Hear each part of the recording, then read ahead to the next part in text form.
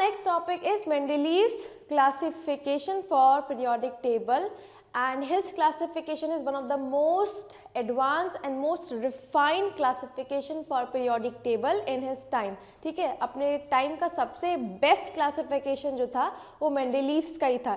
इससे पहले बहुत सारे साइंटिस्ट ने एंड वर्कर्स ने अलग अलग क्लासिफिकेशन किए, बट सबसे बेस्ट एंड सबसे ज़्यादा अच्छा जो था वो इन्हीं का था. तो अब हम इन्हीं के क्लासिफिकेशन के की फीचर्स को समझेंगे. ठीक है, सबसे पहली एंड इम्पॉर्टेंट बात ये कि जब मेंडेलीव्स ने क्लासिफिकेशन किया था उस टाइम पर 63 एलिमेंट्स की डिस्कवरी हो गई थी. ठीक है, 63 एलिमेंट्स नोन थे उस टाइम पर, एंड इनका जो क्लासिफिकेशन था उसमें हर एक 63 एलिमेंट को जगह मिली थी.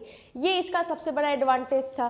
ठीक है, एंड दूसरी बड़ी बात यहाँ पर उन्होंने केमिकल प्रॉपर्टीज़ को एंड एटॉमिक मासेस को बेस लेकर अपना क्लासिफिकेशन किया था, एंड सारे एलिमेंट्स को उन्होंने एक पर्टिकुलर ग्रुप में अरेंज किया. ठीक है, उनका जो क्लासिफिकेशन है वो 7 पीरियड एंड 8 ग्रुप में बटा हुआ है. ठीक है, तो बहुत ही सिस्टमैटिक वेज में उन्होंने क्लासिफिकेशन किया था. तो देखिए क्या क्या खास बात रही मेंडेलीव्स के क्लासिफिकेशन की. Mendeleev arrange 63 elements known at that time on the basis of fundamental property. सबसे पहले उनकी फंडामेंटल प्रॉपर्टीज को देखा, देन एटॉमिक मासेस को स्टडी किया, एंड देन केमिकल प्रॉपर्टीज. ठीक है, यहाँ पर उन्होंने इन तीनों को मेन बेसिस लेकर अपना पीरियोडिक क्लासिफिकेशन दिया था. ठीक है, नेक्स्ट देखिए, during Mendeleev's only 63 elements were known. Mendeleev took the formulae of the oxides and hydrides formed by the element as the basic properties for their classification. तो सबसे basic property जो थी classification करने की थी, क्लासिफिकेशन करने की, it is basically the formula of the oxide and hydride. ठीक है, जैसे कि फॉर एग्जांपल अगर किसी का फॉर्मूला RH है, ठीक है, तो उसको एक ग्रुप में डाला. अगर फॉर्मूले में RH2 है तो दूसरे ग्रुप में डाला. ठीक है, देन अगर फॉर्मूले में आपका RH3 है तो उसे थर्ड ग्रुप में डाला. ठीक है, तो इस तरीके से सिमिलरली ऑक्सीजन के साथ रिएक्शन करवा रहे हैं तो अगर आपका R2O है तो एक ग्रुप में, ठीक है, देन RO है तो दूसरे ग्रुप में, फिर R2O3 है तो तीसरे ग्रुप में. तो इस तरीके से रिएक्शन करवा के देखिए ऑक्सीजन के साथ एंड हाइड्रोजन के साथ, एंड जिनका जिनका फॉर्मूला एक जैसा आ रहा था उसको एक ग्रुप में, फिर अगर किसी का फॉर्मूला इस तरह से मैच करा था तो उसको एक ग्रुप में. ठीक है, R2O3 टाइप का फॉर्मूला था तो उसको एक ग्रुप में करके वो डालते गए, एंड अपना पूरा टेबल उन्होंने इस तरह से ही क्रिएट किया. तो यहाँ पर जो बेसिस था वो था formula of the oxides and hydrides. ठीक है, it was also observed that there is a recurrence of elements with similar physical and chemical properties after a regular interval. ठीक है, जैसे कि न्यूलैंड्स लॉ ऑफ ऑक्टेव में था ना, पहला एलिमेंट 8वें एलिमेंट को रिजेंबल करता है, यहाँ पर भी वो चीज़ देखने को मिल रही थी. ठीक है, मेंडेलीव का जो पहला एलिमेंट था वो 8वें एलिमेंट को रिजेंबल कर रहा था प्रॉपर्टीज में. ठीक, नेक्स्ट देखिए, देयर आर 8 ग्रुप्स, एंड उनकी जो पीरियोडिक क्लासिफिकेशन थी उसमें आपके 8 ग्रुप थे इस तरीके से, एंड 7 आपके पीरियड्स थे. ठीक है, पीरियड्स मतलब होता है रोज एंड ग्रुप मतलब तो वर्टिकल कॉलम्स हैं. ठीक है, now according to this observation he formulated a periodic law. तो फाइनली इनका जो लॉ जो इन्होंने फॉर्मुलेट किया based upon his observation, it is the properties of element. जो प्रॉपर्टीज होती हैं एलिमेंट्स की वो पीरियोडिक फंक्शन होती है उनके एटॉमिक मासेस की. मतलब जिस टाइप का उनका एटॉमिक मास होगा वो उस टाइप की ही प्रॉपर्टीज को शो करेंगी. ठीक है, तो ये चीज़ इनकी मेन या कहिए कंक्लूसिव स्टेटमेंट था after all the observation he made. ठीक है, so this is the Mendeleev's periodic table. ठीक है, जो उन्होंने बनाई थी, 8 इसमें ग्रुप है एंड 7 पीरियड्स है.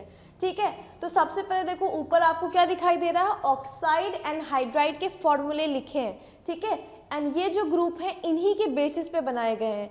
अगर कोई भी मतलब जो भी इसमें मेंबर होंगे, जैसे कि ग्रुप 1 के मेंबर्स है तो सारे के सारे इसी टाइप का RH टाइप का ही क्या बना रहे थे, कंपाउंड बना रहे थे. ठीक है। देन R2O टाइप का ही वो ऑक्साइड बना रहे थे, इसीलिए उनको ग्रुप 1 में डाला गया है।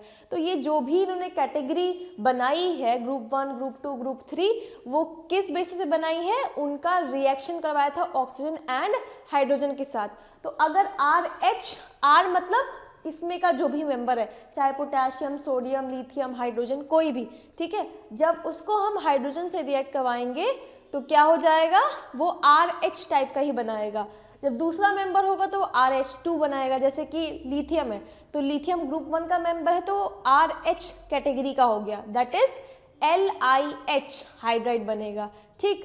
देन दूसरे मेंबर जो होंगे दैट इज जो ग्रुप 2 के हैं, उनको बोला उन्होंने RH2 टाइप का बनाएंगे, दैट इज यहाँ पर बेरिलियम है तो BeH2, ठीक है। देखिए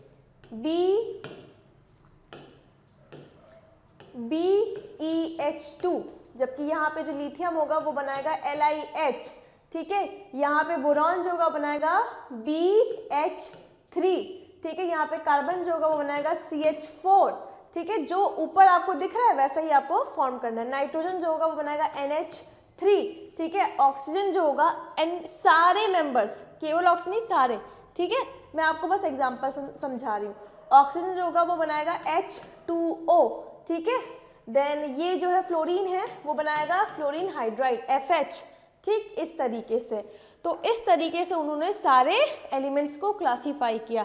अब आप कहोगे यहाँ पे भी LiH है, यहाँ पर भी FH है, तो दोनों को एक ग्रुप में क्यों नहीं डाला, क्यों, क्योंकि उनका ऑक्साइड देखिए, उसका ऑक्साइड जो बनेगा, लिथियम का अगर ऑक्साइड बात करें तो वो बनेगा Li2O, जबकि इनका जो ऑक्साइड बन रहा है, जैसे फ्लोरीन का अगर बनेगा तो वो बनेगा F2O7, ठीक है, क्लोरीन का बनेगा Cl2O7, ठीक है, इसीलिए उसको 8 ग्रुप में डाला है, ना कि फर्स्ट ग्रुप में, ठीक है। तो इस बेसिस पे उन्होंने अपना क्लासिफिकेशन दिया था, reaction with hydrogen and oxygen, ठीक।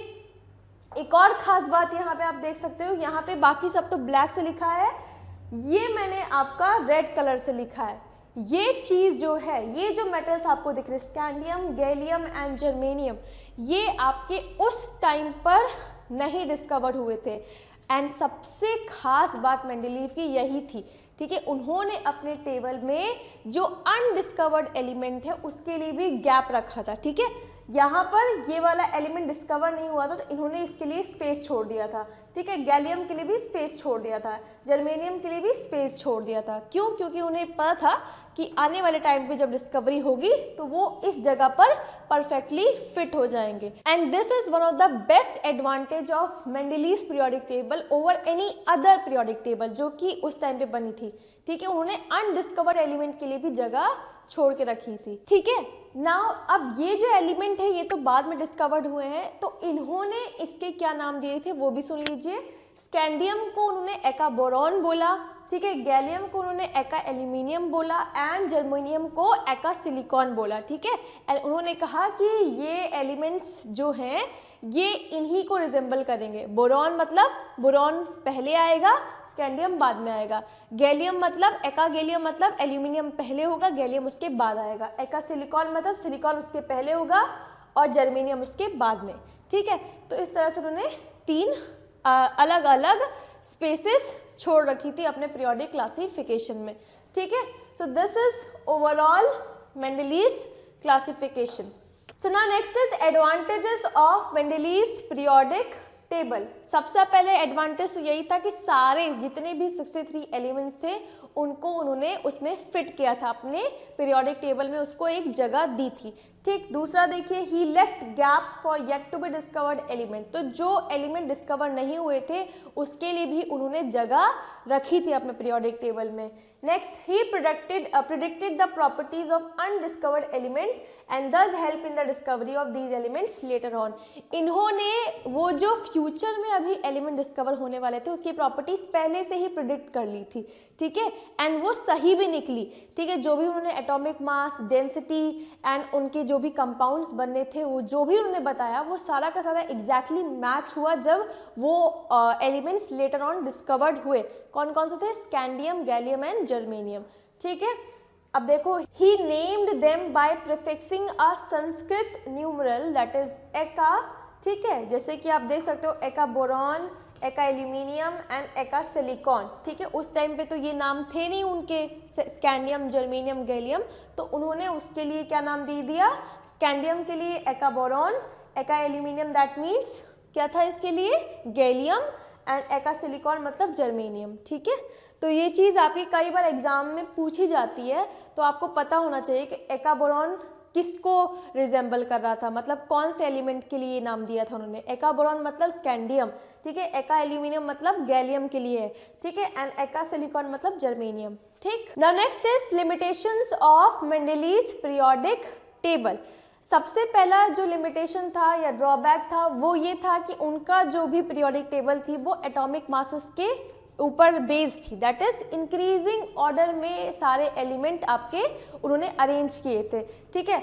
अगर हम उसको पीरियड में भी देखें तो एटॉमिक मास इंक्रीज हो रहा था एंड डाउन द ग्रुप भी एटॉमिक मास इंक्रीज हो रहा था, ठीक है। जैसे कि अगर हम लिथियम की बात करते हैं तो उसका एटॉमिक मास है 7, 9, फिर 11, इस तरीके से आपका एटॉमिक नंबर मास इंक्रीज कर रहा था अगर हम लेफ्ट टू राइट मूव करते हैं। डाउन द ग्रुप भी एटॉमिक मास इंक्रीज कर रहा था, ठीक है। बट यहाँ पर एक ड्रॉबैक आया, जो कोबाल्ट था, ठीक है, उसका एटॉमिक मास होता है 58.9 एंड निकल का होता है 58.7, ठीक है।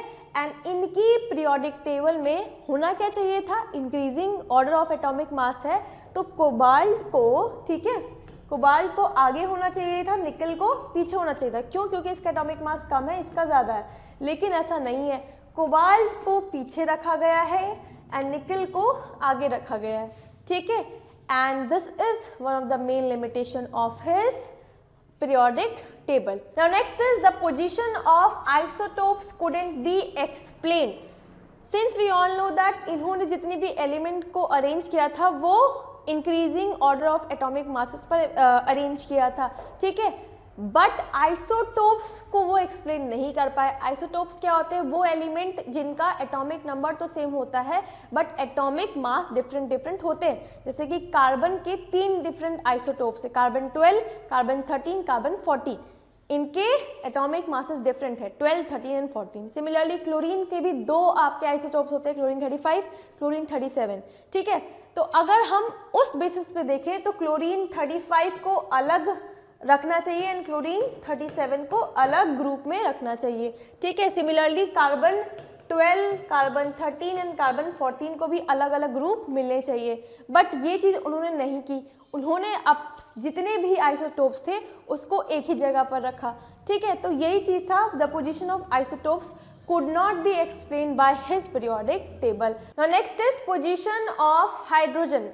In Mendeleev's periodic table, hydrogen has been assigned group 1, ठीक है, group 1 में उसको रखा गया है, लेकिन ये group 8 that is halogen family से भी resemblance शो करता है, ठीक है। जिस तरह से group 8 family that is halogen families covalent bond बनाती है, covalent compound form करती है, similar way में हाइड्रोजन भी करता है। जैसे कि क्लोरीन जो होता है वो आपस में कंबाइन होकर Cl2 बनाता है, ब्रोमीन जो है Br2 बनाता है, सिमिलरली हाइड्रोजन कंबाइन होकर H2 बनाता है, ठीक है। देन हेलोजन फैमिली जो होती है वो आयनिक हाइड्राइड्स बनाती है, इसका भी जो हाइड्राइड होता है वो भी आयनिक होता है, ठीक है। देन थर्ड इज ये जब नॉन मेटल के साथ रिएक्ट करता है तो कोवेलेंट कंपाउंड बनाता है जस्ट लाइक द हेलोजन, ठीक है। तो इस तरीके से जो हाइड्रोजन की प्रॉपर्टीज हैं वो आपकी ग्रुप 8 से भी मैच करती हैं। तो पोजीशन जो है हाइड्रोजन की वो एक्सप्लेन नहीं कर सके। तो ये इनके 3 मेजर लिमिटेशंस हैं, ठीक। So now next is modern periodic table. तो देखिए Henry मूजले found that atomic number was the fundamental property of an element and not the atomic mass for classification of element। तो इन्होंने सबसे बड़ी बात कही जो कि अभी तक किसी के भी दिमाग में नहीं आ रही थी। सब लोग एटॉमिक मास को कंसिडर कर रहे थे as a basis for classification, but Henry Moseley said it is the atomic number not the atomic mass which will form the basis for the classification. देखिए मेंडलीव्स की जो क्लासिफिकेशन थी उसमें कोई भी गलती नहीं थी एंड जो भी लिमिटेशंस हमने देखे हैं मेंडलीव्स की क्लासिफिकेशन में वो सिर्फ और सिर्फ इसीलिए आए क्योंकि उन्होंने एटॉमिक मास को बेस लेकर क्लासिफिकेशन किया था। ठीक है, उन्होंने एटॉमिक मासेस के अकॉर्डिंग एलिमेंट्स को अरेंज किया था अपने पीरियोडिक टेबल में एंड उसकी वजह से ही वो लिमिटेशंस हमको देखने को मिलते हैं। अगर उन्होंने एटॉमिक नंबर को अपना बेसिस बनाकर वो क्लासिफिकेशन किया होता तो आज हम सभी उन्हीं का क्लासिफिकेशन पढ़ते, because that was absolutely correct. The only defect was he choose atomic mass not the atomic number. ठीक है, तो फाइनली हेनरी मोजले ने कहा it is not the atomic mass but the atomic number which will govern the property of an element. ठीक है, the real significance of the modern periodic classification based on atomic number is that it relates to the periodicity in the properties of elements to the periodicity in their electronic configuration. Atomic number क्या होता है? Atomic number is equals to number of proton and number of proton is equals to number of electron and electron की हम क्या करते हैं? electronic configuration। जैसे कि मान लीजिए सोडियम है, ठीक है, तो इसका जो एटॉमिक नंबर है वो होगा 11। ठीक है, दैट मीन्स इसके अंदर प्रोटॉन्स कितने हैं? 11। दैट मीन्स इसके अंदर इलेक्ट्रॉन्स कितने हैं? 11। दैट मीन्स इसका जो इलेक्ट्रॉनिक कन्फिग्रेशन हो जाएगा वो हो जाएगा 281। तो जो नया आपका मॉडर्न पीरियोडिक लॉ है उसके अकॉर्डिंग जो पीरियोडिसिटी हमें देखने को मिलती है प्रॉपर्टीज में वो इसीलिए क्योंकि there is a repetition of electronic configuration. ठीक है, जैसे कि 281, ठीक है, ये सोडियम का है एंड अगर हम बात करें लिथियम की तो उसका होता है 2,1। तो देखिए इसकी एंड इसकी जो आपकी कन्फिग्रेशन उसमें सिमिलैरिटी है। आउटर मोस्ट शेल में इसके भी 1 इलेक्ट्रॉन, आउटर मोस्ट शेल में इसके भी 1 electron and that is why lithium and sodium जो होते हैं वो एक ही ग्रुप में होते हैं। क्यों? क्योंकि वो दोनों आपस में रिजेम्बलेंस शो कर रहे हैं। ठीक है, तो यही एक खास बात निकल के आई थी मॉडर्न पीरियोडिक टेबल की। ठीक, तो देखिए मॉडर्न पीरियोडिक लॉ क्या बोलता है? प्रॉपर्टीज ऑफ एलिमेंट्स, जो भी एलिमेंट्स की प्रॉपर्टीज हैं वो आपका पीरियोडिक फंक्शन होती है उनके एटॉमिक नंबर की। तो जिस टाइप का उनका एटॉमिक नंबर होगा वो उस टाइप की प्रॉपर्टीज को शो करेंगी। जैसे कि मान लीजिए लिथियम है 2,1, दैट इज इसको 1 इलेक्ट्रॉन लूज करने होंगे, इसीलिए जो इसके हाइड्राइड होते हैं, ठीक है, LiH हाइड्राइड क्यों बनाता है? क्योंकि लिथियम पे चार्ज कैसा है? +1। हाइड्रोजन पे क्या होता है? -1। तो ये +1 -1, तो इसीलिए इसका हाइड्राइड LiH था। ठीक है, अब ऑक्साइड पे आओ, इसका ऑक्साइड हमने देखा ना Li2O बन रहा था। क्यों? क्योंकि लिथियम पे +1 वैलेंसी होती है एंड ऑक्सीजन पे -2। ठीक है, इसीलिए Li2O बन रहा था। तो अब जो मॉडर्न पीरियोडिक लॉ आई उसने सारे डिफेक्ट जो भी मेंडलीव्स में थे उसको क्लियर कर दिया। क्यों? क्योंकि केवल और केवल एटॉमिक नंबर ही आपका गवर्न करता है प्रॉपर्टीज ऑफ एलिमेंट को। वो अगर इस टाइप का ऑक्साइड बना रहा है तो वो इसलिए क्योंकि उसका एटॉमिक नंबर क्या है? इस टाइप में। ठीक है, एंड अगर वो इस टाइप का हाइड्राइड बना रहा है तो वो इसलिए क्योंकि उसका एटॉमिक नंबर 3 है। ठीक, तो ये चीज फाइनली निकल कर आई। So main features of the long form of the periodic table. अब हम पढ़ेंगे क्या मेन फीचर्स है। सबसे पहले तो ये आपका arrangement of element, it shows arrangement of element based on modern periodic law. And what is modern periodic law? That is properties of the element is the periodic function of their atomic number. ठीक है, and atomic number से हम कहना क्या चाह रहे हैं? उसके इलेक्ट्रॉनिक कन्फिगरेशन। ठीक है, देखिए लिथियम का होगा 2,1, सोडियम का 2,8,1, पोटेशियम का 2,8,8,1। तो सबकी इलेक्ट्रॉनिक कॉन्फ़िगरेशन में आपको सिमिलैरिटी दिख रही है। ठीक है, उनके वैलेंस शेल या वैलेंस इलेक्ट्रॉन कितने? 1 है। ठीक है, तो इसीलिए ये सारे क्या शो कर रहे हैं? सिमिलैरिटी शो कर रहे हैं। ठीक है, नेक्स्ट देखिए, there are 18 vertical column known as group. तो 18 ग्रुप्स हैं एंड 7 रोज हैं। ठीक है, 7 rows, that is also called as periods. ठीक है, elements having similar outer electronic configuration, जिनका कन्फिगरेशन जो होगा इलेक्ट्रॉनिक कन्फिगरेशन सिमिलर होगा उनको एक ग्रुप में डाला जाएगा। जैसे देखो लिथियम, सोडियम, पोटेशियम एक ग्रुप में। क्यों? क्योंकि इनका कन्फिग्रेशन सिमिलर है। इसका है 2,1, इसका है 2,8,1, इसका है 2,8,8,1। तो सिमिलैरिटीज की वजह से उनको एक ग्रुप में डाला गया। सबके आउटर मोस्ट शेल में कितने वो हैं इलेक्ट्रॉन? एक, इसीलिए एक ग्रुप में। सिमिलरली जो ग्रुप 2 होगा that is beryllium, magnesium, calcium, उनका कन्फिग्रेशन होगा 2,2, मैग्नीशियम का 2,8,2, कैल्शियम का 2,8,8,2। ठीक है, तो इसीलिए इसको ग्रुप 2 में डाला गया है। क्यों? क्योंकि इसके आउटर मोस्ट शेल में 2 इलेक्ट्रॉन है, ग्रुप 3 में 3 होंगे, ग्रुप 4 में 4 होंगे। ठीक है, तो इस तरह से क्लासिफिकेशन किया गया है।